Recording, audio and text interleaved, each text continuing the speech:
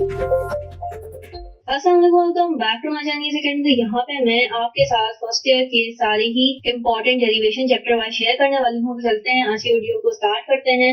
Physics की main derivation जो हमारे पास हैं वो चैप्टर 1 में तो बेसिकली कोई डेरिवेशन नहीं है।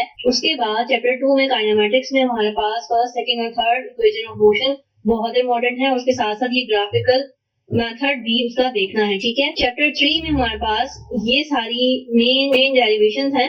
Total time of flight of projectile motion, total time taken, maximum height reached by the projectile motion.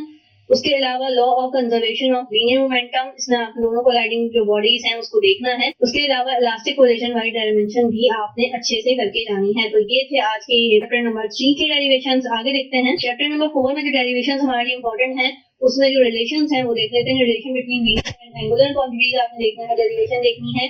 Centripetal acceleration की, टाइम पीरियड और ऑर्बिटल रेडियस की देखनी है। Law of conservation of angular momentum बहुत important है आपके एमसीक्यूज के लिहाज से भी, तो उसको जरूर कवर करिएगा।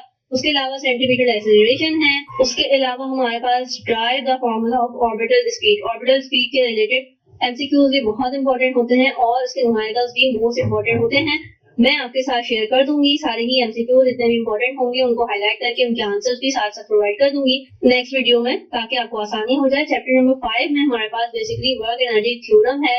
उसके अलावा वर्क इंपॉर्टेंट है, ड्राई एनर्जी बहुत बहुत बहुत इंपॉर्टेंट, दोनों एनर्जीज बहुत इंपॉर्टेंट है। काइनेटिक और पोटेंशियल एनर्जी ये आपके पास न्यूमेरिकल्स में भी आती है। उसके अलावा वर्क डन है हमारे पास, ग्रेविटेशनल फील्ड बहुत इंपॉर्टेंट है और एब्सोल्यूट ग्रेविटेशन की आपको डेरिवेशन समझी होगी, अगर आपने तो उसको करना बहुत डिफिकल्ट हो जाएगा, तो ये आपने समझ के करनी है। उसके अलावा चैप्टर नंबर 6 में हमारे पास एक ही डेरिवेशन है, ये वाली इंपॉर्टेंट। चैप्टर नंबर 7 में हमारे पास ये दोनों इंपॉर्टेंट है topics for the derivation. Chapter number 8 में हमारे पास ये तीनों जो है काफी ज्यादा इंपॉर्टेंट है, तो ये आपने लास्ट के तौर पे देखने हैं। Electrical field at point due to two charges और एट पॉइंट चार्ज, तो ये आपने देखना है। चैप्टर नंबर 9 में कैपेसिटर्स में हमारे पास कैपेसिटर्स में पैरेलल प्लेट्स को देखना है, इफेक्ट देखना है उसका डाई इलेक्ट्रिक मटेरियल में। इसके अलावा पैरेलल कॉम्बिनेशंस देखने हैं और चार्जिंग और डिस्चार्जिंग ऑफ कैपेसिटर्स देख के जाना है। चैप्टर नंबर 10 में रेजिस्टिविटी और power reception in resistors.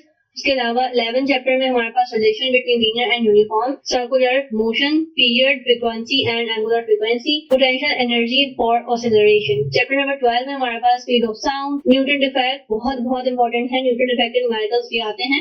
Formation of beat due to interference of non coherent sources, ठीक है। इसके अलावा सोर्सेज मूविंग टुवर्ड्स ऑब्जर्वर, ये सारे जो केसेस आपको करवाए गए थे ये आपने लाजमी करके जाना है, क्योंकि केसेस के अकॉर्डिंग ही फिर न्यूमेरिकल्स भी आते हैं। तो आपने जब तक केसेस नहीं समझोगे ना आप डेरिवेशन अटेम्प्ट कर पाओगे, ना ही आप न्यूमेरिकल्स कर पाओगे। तो आपने ये वाले केसेस अच्छे से समझने हैं। 13 चैप्टर में हमारे पास डायफ्रैक्शन है और एक्सरे डायफ्रैक्शन है।